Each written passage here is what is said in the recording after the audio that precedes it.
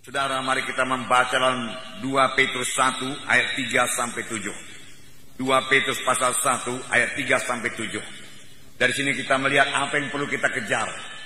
Bahkan firman Tuhan berkata kita harus mengejarnya dengan bersungguh-sungguh.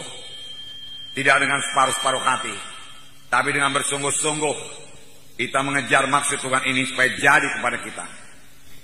Karena kuasa ilahinya telah menganugerahkan kepada kita segala sesuatu yang berguna untuk hidup yang saleh oleh pengenalan kita akan Dia yang telah memanggil kita oleh kuasanya yang mulia dan ajaib.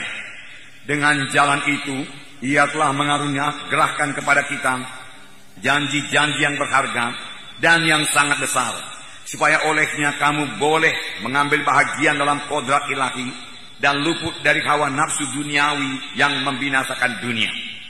Justru karena itu kamu harus dengan sungguh-sungguh berusaha untuk menambahkan kepada imanmu kebajikan, dan kepada kebajikan pengetahuan, dan kepada pengetahuan penguasaan diri, dan kepada penguasaan diri ketekunan, dan kepada ketekunan kesalehan, dan kepada kesalehan kasih akan saudara-saudara, dan kepada kasih akan saudara-saudara, kasih akan semua orang.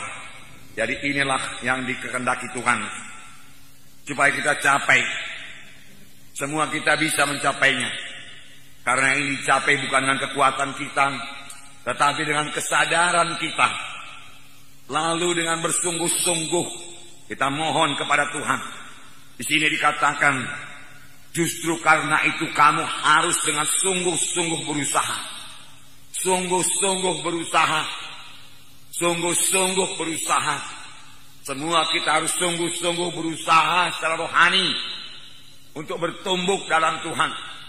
Tuhan tidak mengendaki usaha yang separuh-separuh hati, yang setengah-setengah hati, tidak. Tetapi Tuhan minta kita supaya kita semua bersungguh-sungguh berusaha untuk bertumbuh dalam Tuhan, untuk mencapai apa yang dikatakan Tuhan tadi, supaya bertambah-tambah dalam iman, bersungguh-sungguh berusaha supaya iman kita itu bertambah lagi dengan kebajikan atau kebaikan. Kita harus bersungguh-sungguh berusaha. Jadi ada bahagian kita. Kita yang bersungguh-sungguh berusaha untuk mencapai hal-hal tersebut. Bukan otomatis saja itu jadi kepada kita. Dengan kata lain, kalau kita tidak bersungguh-sungguh berusaha, apa yang dituliskan ini, hal-hal yang dikatakan Tuhan ini tidak jadi kepada kita. Ada bahagian kita, yaitu bekerja dengan sungguh-sungguh, bekerja secara rohani, menyadari keadaan kita secara rohani, lalu kita merindukan sungguh-sungguh, misalnya supaya iman kita bertambah-tambah, supaya kebaikan kita bertambah-tambah, supaya ketekunan kita bertambah-tambah, supaya hikmat kita bertambah-tambah, supaya kasih kita bertambah-tambah, kesalehan kita bertambah-tambah. Kita harus bersungguh-sungguh berusaha. Bersungguh-sungguh berusaha. Bagaimanakah bersungguh-sungguh berusaha? Bersungguh-sungguh berusaha yaitu dengan menyangkali diri kita, sehingga bukan kehendak kita, bukan kehendak saya, tapi kehendak Tuhan yang jadi. Roh Kudus mau memimpinkan kita.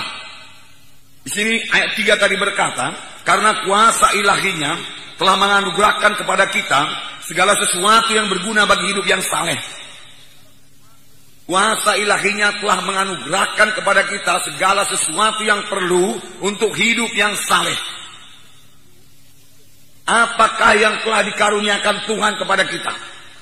Mari kita lihat supaya kita bersyukur kepada Tuhan. Apakah yang telah menjadi milik saudara setelah saudara mengikut Tuhan? Kuasa ilahinya telah mengaruniakan kepada kita segala sesuatu untuk hidup beribadah kepada Tuhan, untuk bisa hidup suci, untuk bisa berdoa. Apakah yang dikaruniakan Tuhan? Yang pertama tentu saja keselamatan jiwa. Kita sudah selamat, itu karunia Tuhan. Yang kedua dikaruniakan Tuhan kepada kita Roh Kudus.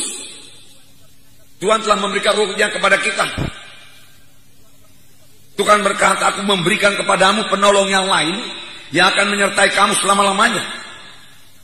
Seorang penolong yang lain yang akan menyertai kamu selama-lamanya, yaitu Roh kebenaran, Dunia tidak dapat menerima dia, sebab dunia tidak melihat dia dan tidak mengenal dia.